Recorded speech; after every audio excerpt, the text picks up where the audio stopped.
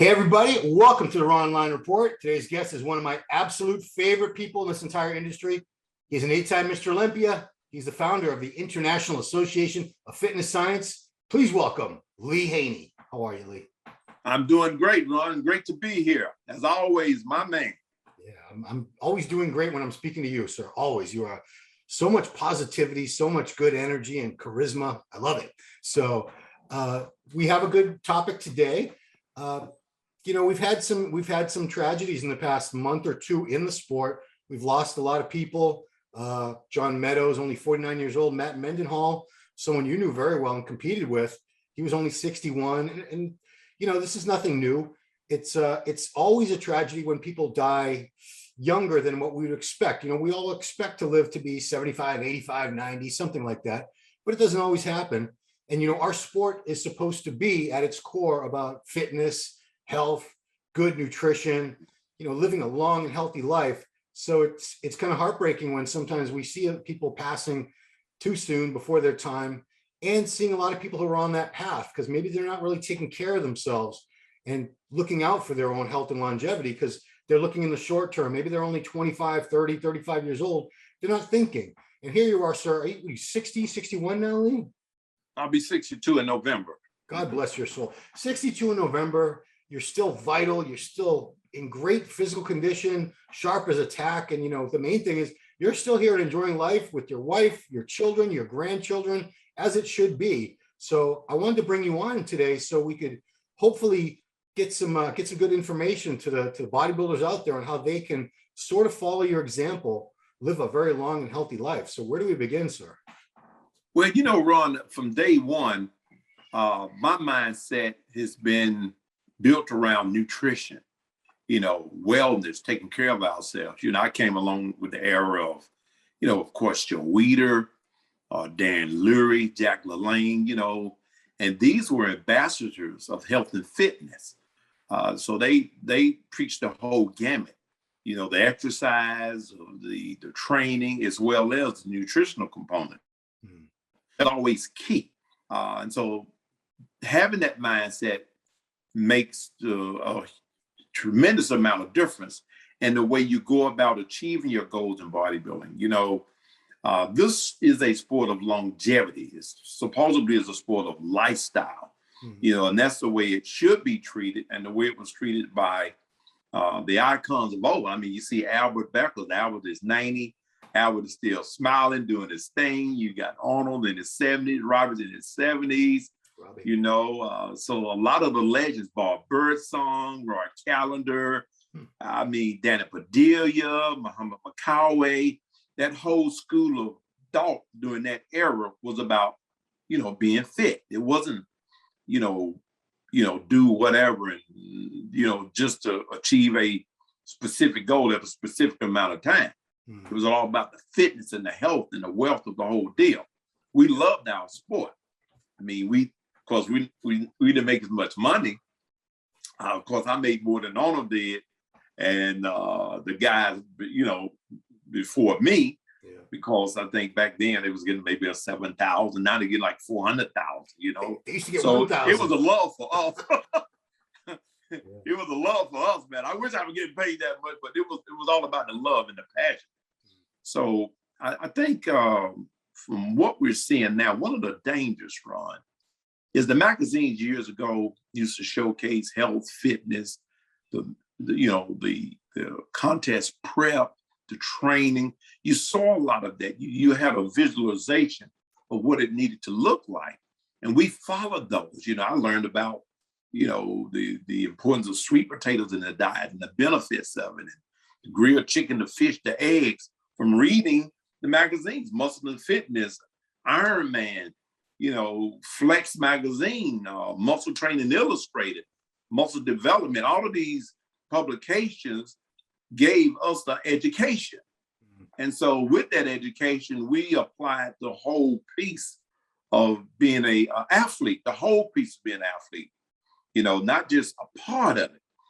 Where today, a lot of the younger athletes have a tendency to tune into Facebook, YouTube, and these sort of things. The magazine's not there like they used to be. Right. And, I really appreciate what muscle development, what Steve Bleekman is doing, what you do, Ron, as a service to the young athletes. But there's so much crazy stuff out there as it relates to how to get ahead of the sport and the game, what to do. You have the mentality of a chemical bodybuilding and that sort of thing. And at all costs, I got to do what I got to do. So that's a huge danger now. Right. Yeah. A lot of people would think there is a prevailing attitude right now, especially among the younger aspiring hopeful people that want to be champions, that they think they have to sacrifice their health and a long life in order to reach their bodybuilding goals. They don't think you can turn pro and be a good pro unless you use so many of these chemicals that it's probably going to wreak havoc with your organs. And, they're looking at it in a very, very short-term way, that they're going to get a few years of glory. And then if, their life is shortened, or if they have kidney issues, heart issues, so be it. Because, I'm older now too, and I'm looking at a perspective of wanting to live into a nice golden age. Whereas when you're 20, 25 years old, I don't think you have that long, you can't see that far in the future. To you, it doesn't even compute. You can't imagine being 40, forget about 50 and 60. Yeah. So 8-time Mr. Olympia, 61 years old and still so vital and healthy. Talk to these kids, please, Lee. Yeah, and Ron, one of the things that I really appreciate and I feel obligated to do is when I get a chance to speak at some of the athletes meeting prior to the competitions. We always have the athletes meeting before the prejudging. I get a chance to share with some of the young athletes and let them know how important it is to take care of themselves, to make sure they have their blood work done, to make sure they detox their bodies. These are things that a lot of them don't even think about, but you ask any of the older athletes, bodybuilders, whether it's Frank Zane or any of us, this was always a number one priority for us. We were always careful to make sure that we took care of ourselves, that our internal organs were kept healthy. Blood work. I was having blood done when I was 23, 24 years old. I mean, even prostate exams and all of that, those type of things when I was a younger athlete. So I didn't take for granted that because, as an athlete that, I'm Superman and can't nothing invade my body. You're not as super as you think you are. You have to do the things to make sure you stay healthy, and so the mindset is a little bit different now, but that's why this show is so important, to help educate the young athletes so they can think on that level. One of the sayings that I've always left place when it comes to training our nutrition is, you stimulate and don't annihilate. And that goes to everything, even the mental capacity. You got to chill out a while. You can't overtrain the body. You got to give it a break. You can't just throw garbage in the body and expect for it to produce. So you have to stimulate in all these different areas and not tear yourself up. Because at the end of the day, you don't want to accumulate wealth in order to lose the wealth trying to regain your health. And that's what you see happen quite a bit. Yeah, very, very much so. Yeah, I just want to touch on the chemical thing briefly, because it is a huge, huge problem now that a lot of the younger athletes, would-be athletes, and even just people, they have no intention of competing or anything, but they want to have that look, the pro bodybuilder look, a lot of muscle, no fat, and they're pushing things to extremes, large doses of things, never coming off. I know it was different in your day, the 80s. These things have been used for many, many years, but is there a more, without going into great detail, is there a safer, more moderate approach to that as far as smaller doses, time off? Because people will listen to you. They don't listen to me. I try, but they won't listen to me because I wasn't ever won Olympia. Yeah. Well, Ron, in dealing with some of the young athletes, I always say to them, listen, you have to give your body a break, in order for your receptors to be nice and fresh for your next competition prep, game prep. You got to come off whatever you're doing in the way of chemicals and give the body a rest clean that liver, the bloodstream, the urinary system, and the colon. Give it a rest, which is why I created that 7-day systemic cleansing and detox. I've been detoxing since 1982. Wow. After winning the junior nationals and the nationals and IBB World Championship. Of course, I didn't have milk thistle, burdock root, red clover, those kinds of things. I just used beetroot juice and cranberry extract and lemon juice mixed together. That was my cleansing during that time, but I knew enough that I needed to cleanse my body. My internal organs needed to be cleaned. So it's very important that if athletes who are going to be using chemicals to cycle on and off, and also to understand that more is not better. More is not better. Still, the combination of nutrition, which is 70% of you reaching your goal, and training only being 30% is key. Nutrition is always key. You have to repair cell and tissue. You got to give it good protein, give it good fiber. You have to give it good mineral complex and the type of foods you take in. You have to eat like you're an Olympic athlete. You need to eat like an athlete. And then as far as the chemicals are concerned, you got to be very careful with that. Be smart. It's something to say, okay, I'm going to destroy your kidney or your liver, and doggone it, don't take it. If you're pressed and feel like you need to do something like that, then you want to make sure you use as much caution as possible. And that's where this gets a little bit dicey in today's arena, because a lot of these younger athletes are going after these so-called coaches. Yes. These guys haven't won the Creekwater USA, and here they are coaching you. They don't have a muscle to show for nothing. They just get a bunch of books, do a bunch of reading, and okay, now you're my experiment. Then they experiment on these athletes, and a lot of them end up getting sick, or in some cases, we've had several deaths. Yeah. So I mean, I never had I never had a coach. Neither did Arnold or Franco or Robbie. We had training partners at times. We go out and we eat together. We'll discuss supplements, that sort of thing.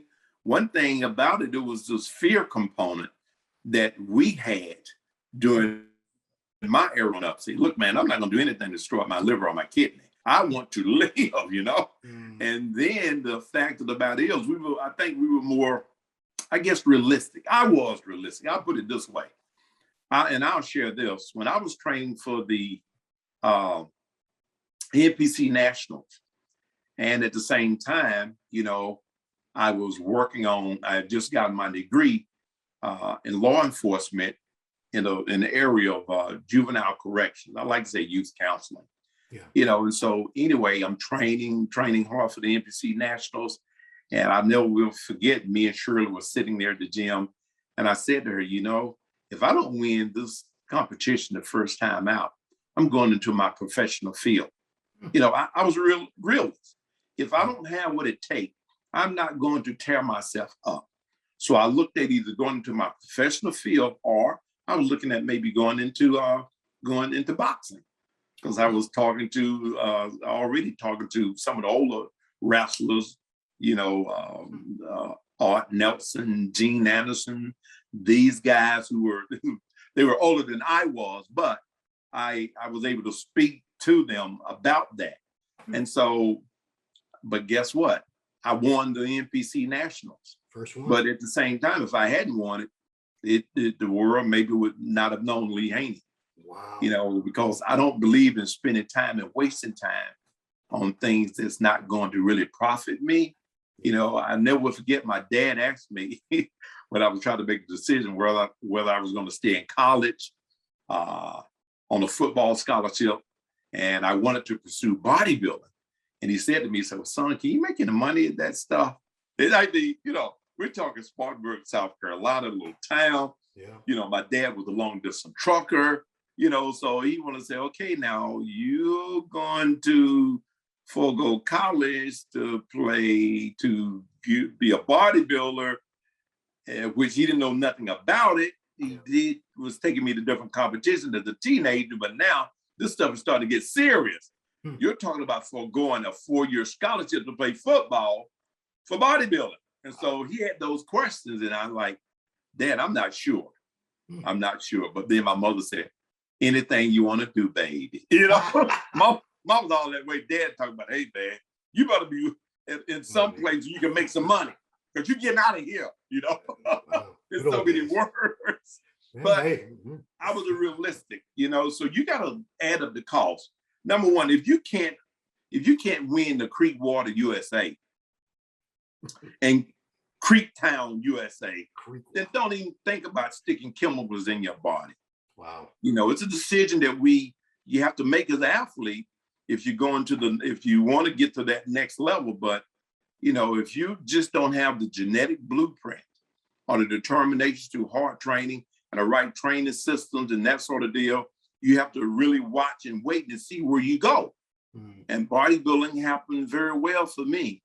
I broke my leg in the 7th game in junior in 11th grade, and I gained 15 pounds in the weight room. Senior year, I broke my leg after the 5th game, ended up gaining another 15 pounds. Next thing you know, I turned into this monster, this genetic freak, and say, you know what? I think I can give this a shot. So those are the things that was in my head as I went forward. You just can't look in the magazine. I want to be that guy. I want to be Mr. I keep these young guys talking about, I'm going to be Mr. Olympia, Mr. Haney. Wait a minute. How many calories in 1 gram of protein? I don't know. But you don't even know the ABCs of nutrition. How are you going to be a Mr. Olympia? Let's start with the winning the Creekwater USA first. And let's start with understanding how supplements work. A good multivitamin. Learn about your amino acids. Learn about the good multi-mineral. Learn about the different types of protein and how it works in the body. How to gain, how many calories does it take to gain 1 pound of muscle within a given amount of time. Learn those things, the fundamentals, before you get into learning about a bunch of chemicals that can destroy your body and maybe kill you. Genetic blueprint, that's a term you use a lot. And looking at pictures of you from, you were 18 or 19 when you won the Teenage America, not sure, 18, 19, but I could see there's only a couple pictures I've seen online from that show. And one is you with the trophy. Back then, the trophies were like 6 or 7 feet tall. Yeah. And, you were doing a front lat spread, I think it was.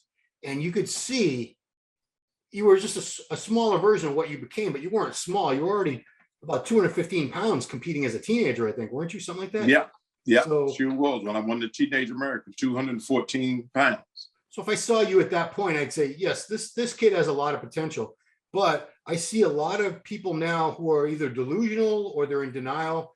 They don't have the genetics to be a champion bodybuilder, but in their head, they're thinking, if I just use enough drugs for long enough, I can make up for my terrible genetics.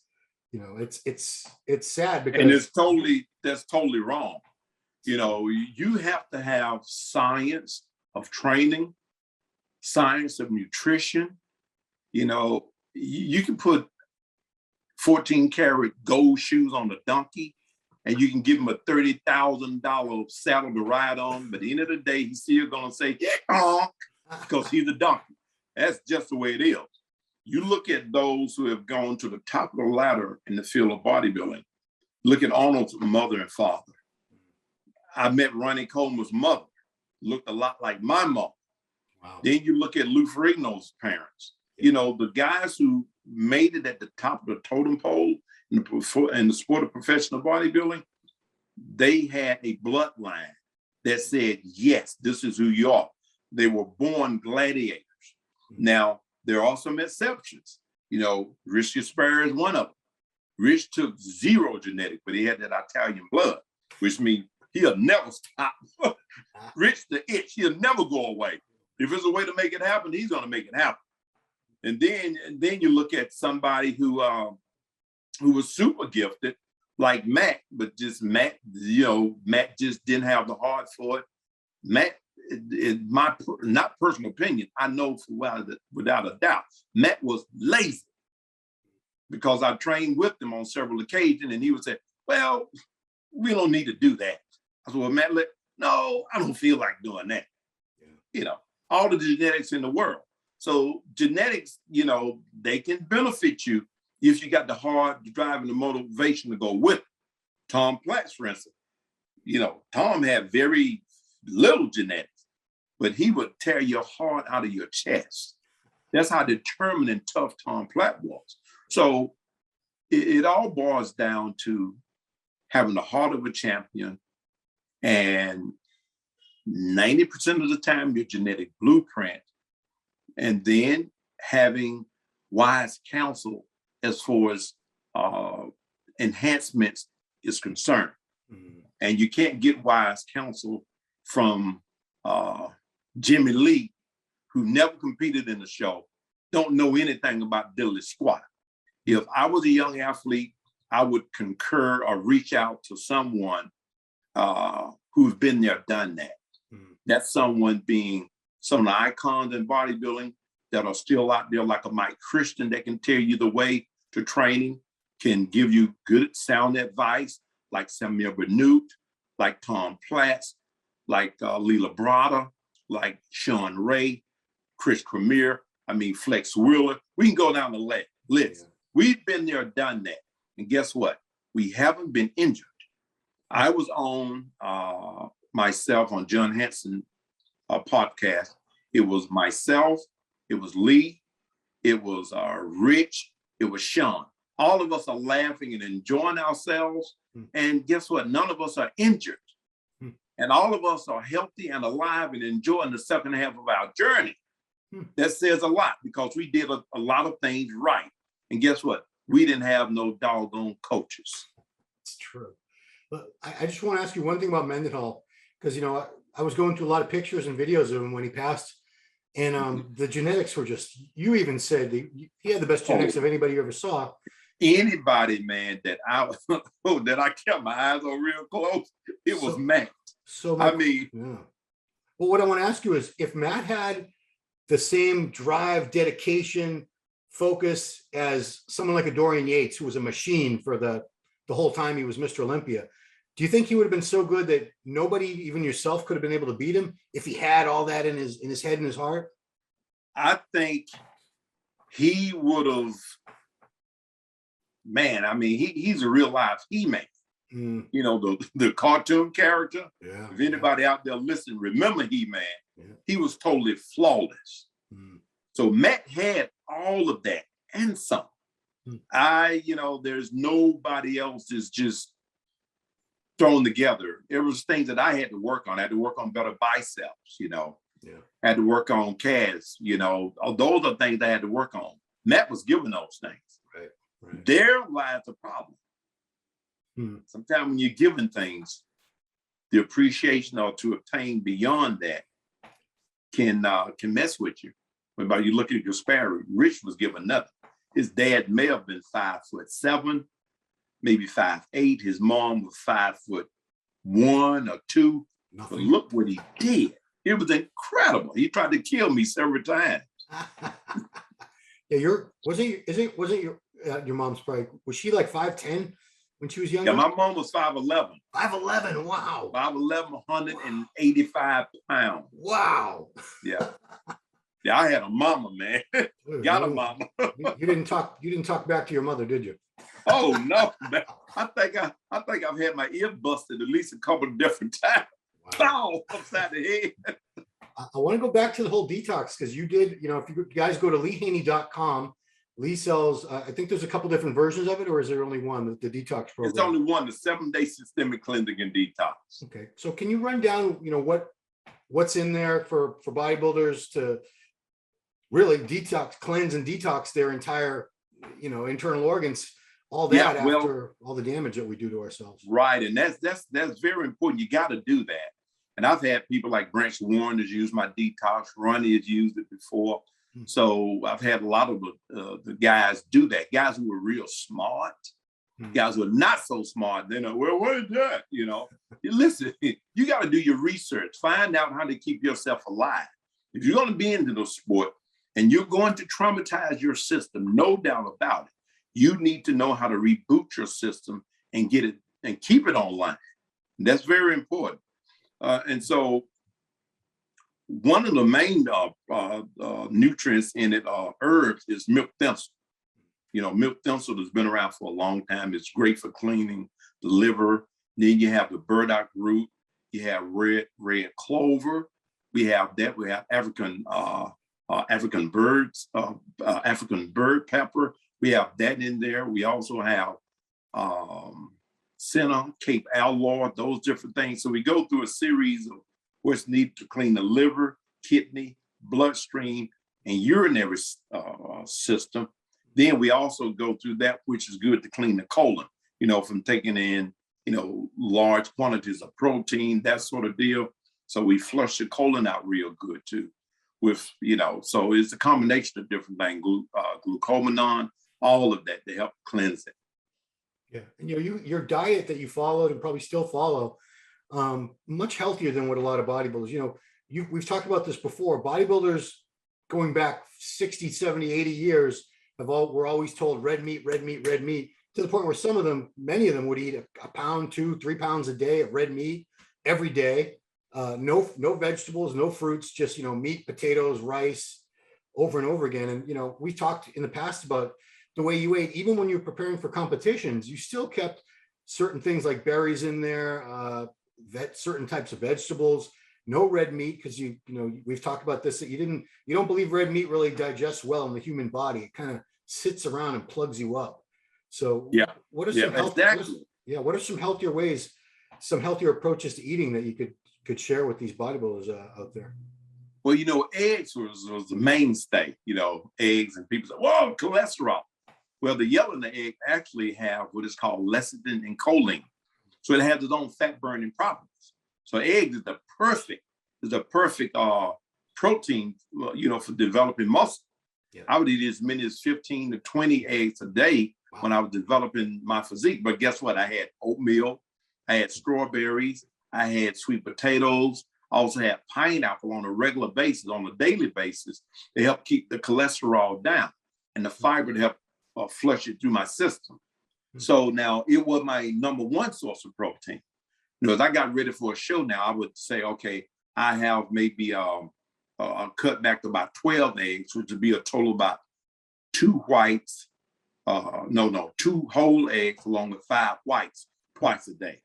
So that put me to about 4 total whole eggs a day. Right. But then I would also use chicken, hormone-free, antibiotic-free. I would also use a white fish, which would be sole or halibut or cod, something along those lines. Then vegetables would be things like, I eat a ton of spinach. I love spinach. I love the celery to have the fiber in it, the sweet potatoes full of fiber. I would use pears, apples. Where you hear a lot of athletes talking about, well, you can't do pears or apples or pineapple. It's got sugar in it. Right. Mother, it's natural sugar, for goodness sake. It's not like eating a candy bar. The body's going to utilize all of those things, which is natural. Yeah. So I never backed away from doing natural food, because a quality calorie is a quality calorie. And the body's going to look at it as such. So you don't have to get away from things that make sense. I never will forget, I was in Brazil doing a seminar over there. And I was talking about, using fruit and pineapple, that sort of thing, to match with the proteins and that sort of deal. And everybody just went crazy. Well, Lee, that's sugar. Nobody eats pineapple or apples over here when they train for a show. I said, well, everybody's full of poop then, How you going to flush waste out of your body and not have fiber? Yeah. It's crazy. I guess you're living off laxatives, but it haven't hampered any of my contest prep over all the years. I never backed away from doing what was common sense and what was good, solid nutrition. Yeah. And, this is, I believe when people are backed up chronically, which I'm sure it happens to a lot of these guys, especially if you're eating a ton of red meat and no vegetables and no fruits, I think it does contribute to that abdominal distension that we see, the bubble guts. And, go back, guys, and look at pictures and videos of Lee from his Mr. Olympia days, 250 plus pounds with a vacuum in his front double bicep, vacuum in his front lat spread. Who can do that these days at 250, 255 pounds? I can't think of anybody.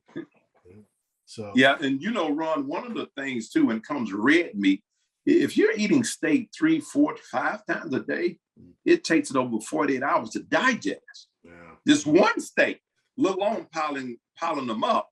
And men, guys, we get fat from the inside out. That's why we end up with so much, internal gut from eating crazy stuff like that. But I've never used steak as part of my contest prep, all season or on season. I would love a filet mignon once in a blue moon. I mean, even now, I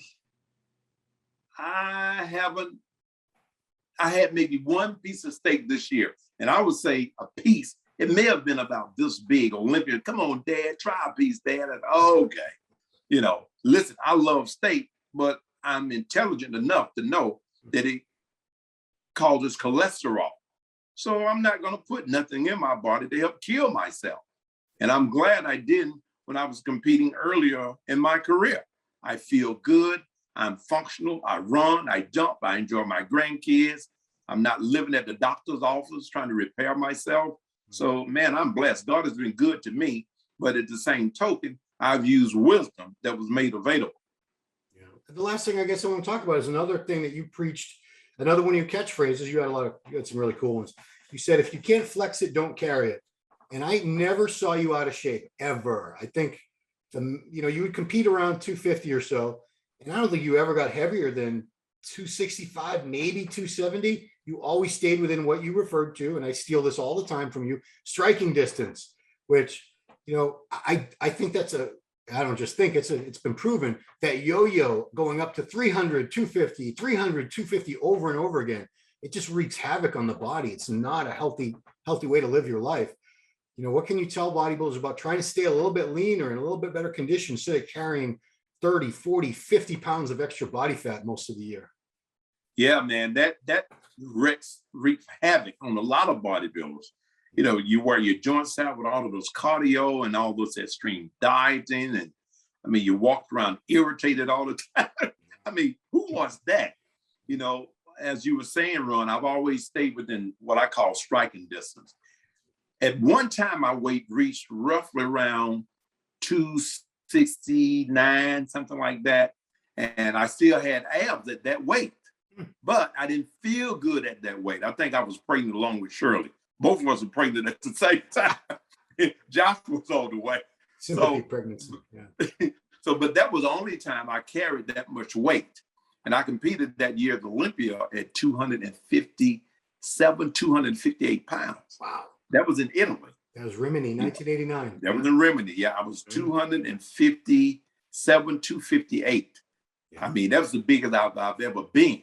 Yeah. And I don't think, of course I won, but I knew I could have been sharper. I did something a little bit different in my prep. I didn't carbohydrate deplete and reload to get that overcompensated effect, but I trained bigger than I'd ever been with that particular deal. But other than that, I stayed around about 260, 258, 260, hit the show about 250. This last show, I went in at 254. So I really only dropped about 6 pounds. And in all season, I did my best to redistribute the weight so that only thing I ended up losing was water, prepping for the show. So staying within striking distance makes a huge difference. Save your joints, save your internal organs, save your mind. You don't have to tear yourself up. But it takes a level of discipline. You can be happy-go-lucky and allow yourself to pick up all of those weight. But as I said, if you can't flex it, don't carry it. I was of the mind that if the telephone rang and there was a guest appearance that I can do to pick up an extra $6-7 grand, then guess what? I wanted to be ready. Yeah. I didn't want a promoter saying, man, Lee Haney showed up at my show. He was so fat I couldn't recognize it. Bad news travels fast. Even back then, we just had the magazine. We didn't have the internet. We just had the magazines back then. But there was some bad news that traveled on several athletes during that era. So I didn't want to be one of them. Yeah. But it makes training so much easier when you stay within striking distance. You don't have to go on no crazy diets where you stop eating, you're living off green beans and tuna fish. And man, I had my fill when I was eating. I was eating real good. I was eating anywhere between close to 4,000 calories, over 4,000 calories. I mean, I was happy. You could tell on the stage, I was grinning all the time. I was never missing. You were dieting on 4,000 calories. Yeah, I dieted on 4,000 calories. Wow, okay, that's substantial. Yeah. See, once you get the metabolism doing what it needs to do, you have to really increase calories in order to prevent yourself from losing more muscle, which I think we shared before. That happened to me in the 1983 Olympia. Right. I peaked at 243, went in show at 233 because I didn't compensate for the fact that my metabolism had gone crazy because of, from 8 weeks into the training. Then I just started to eat myself up. Yeah. But I learned from that, and I learned to increase my calories as I got closer to a show to maintain my muscle size, because your metabolic rate, which was, here at one point, all of a sudden 8 weeks into the show, you're here, and then 16 weeks into the show, you're going crazy. So you have to know how to deal with that. There's the reason why you want to keep your numbers. How many calories am I on this particular day? Oh, I lost a half a pound this week. Something's wrong. Let's increase the calories. So you got to do your homework. Keep your numbers in front of you. Protein, carbohydrates, fat. Yeah. You might have won 9 Mr. Olympias if you would come into that first Olympia in 83 at 243 instead of 233. Exactly. Dang, and I come in the second Olympia at 243. Well, the first one I won at 243. Isn't that something? I waited the whole year, Ron. A whole year. Now, you were how old at your first Olympia? 23 years old? 23, yeah. Oh, yeah, wow. That's crazy. Well, see, Rich Aspire, Rich was 22. Yeah. Yeah, Rich was the youngest. I taught him too much, man. He was trying to kill me, sleeping with the enemy. Those are the good old days. That's when I first started picking up the first magazine I picked up. Everyone in it was you. This was fall of 87. So I vividly remember the people who were stars. It was you, Rich Gaspari, Barry DeMay, Mike Christian, Mike Quinn, Gary Stridham. Sean was in there. He wasn't even a pro yet. Lee Labrada, of course. It was quite an era of the 1980s. Yeah, it was, man. Wow. And everybody looked, that era was so awesome, man. Everybody was at their very best. Was that the one in California, Ron? The 88 Olympia was in LA. It was at Universal Amphitheater. Yeah. Everybody was on their P's and Q's. It was an awesome show. Barry he was sliced and diced. Yeah. Rich, everybody looked great, man. It was a magical, Mike Christian, everybody looked great. A magical era. Yeah, cool. Well, Lee, you've been very, very generous with your time. I want to encourage everyone to go to Lee's website. It's very easy to remember, leehaney.com. You can find that 7-day detox kit, whatever, I don't know what you call it. Right, kit, that's it. You can find that there. And I highly encourage you guys, invest in that, because we're, especially if you're chemically enhanced, you definitely need to clean and detox your system regularly. How often do you recommend using doing that yearly? Well, I say at least about 4 times a year. Okay. With a doubt about it, after every show. Because a lot of times I say after every show, if you hit a show this week and there's another one coming up 2 weeks later, go ahead and hit both shows. But I never advise the athlete hitting like 4 or 5 shows a year. That's too much. So when it comes to detoxing, just make sure your show season is over. Okay. If you're going to do one show, let's detox after that one show. Then you say, okay, I got another show maybe 4 months later. Then, okay, let's detox again prior to the prep for that particular show. So the receptors of the body be nice and fresh. Liver and the kidney has got a good cleansing. Because guys, we want you to live a long and healthy life. Yeah. We want you to be around for your grandchildren, changing diapers over the age of 60 like Lee is right now. Bless your soul. Yeah, guys, leehaney.com. Check that out. And it's also a link there probably, or you can go to the other site for the training certification. Yes. It's IAFS.com. Yeah, IAFScertification.com. Gotcha. I'll remember one of these days, Lee. I'm slow, but I get it. Cool. All right. Well, Lee, thank you so much for taking the time. Always a pleasure speaking with you. 8-time Mr. Olympia Lee Haney, everybody. We thank you guys for watching, and we'll see you next time. Thanks, Ron.